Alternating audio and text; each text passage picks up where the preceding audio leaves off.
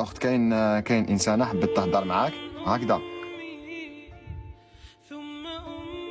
شكون؟ نورمالمون بنتك.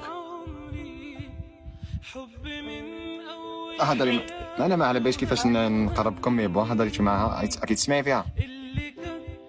عليك علي. وي ماما صافا لاباس؟ الحمد لله الحمد لله. شوفي على بالي هاد الجلسة اللي بغيت تعجبك راكي في لايف. ايوا وشغل بغيت نعرف لك بزاف حوايج، زعما وقفتي معايا في لي بروبليم اللي صراو ليا طاحت قدام الناس كامل، كفاني هذاك الزنزان تاع الانستغرام اللي دايرهم بنتي ومشروع فيه ستوري كامل. وعلى بالي بلي مرضتي اللي مالغري ما كنتش حداك وكنت بعيدة ونقرب بعيد، مكنتيش تبينيلي تقولي لي بنتي العزيزة وما ديريش في بالك وكامل هاد الشي راني واقفة معاك وما تخافي من حتى واحد. شوفي بغيت نقول لك تمشيلي على كل والله زعما نحبك.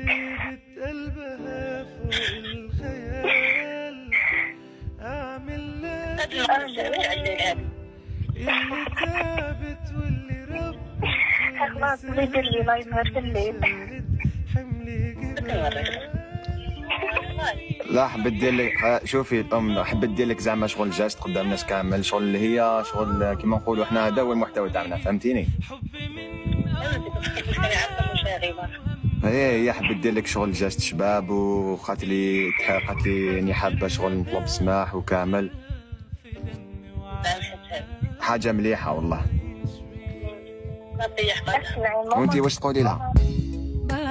ربي يحفظها ليا ويعطيها ما تتمنى وتعال عليها كل شيء ان شاء الله يا رب ان شاء الله.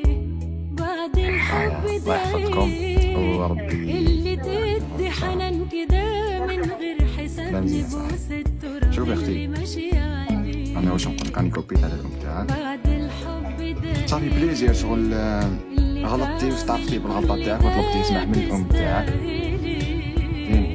بعد الحب ده اللي تدي حنان كده من غير حساب، تبوس التراب اللي ماشي عليه.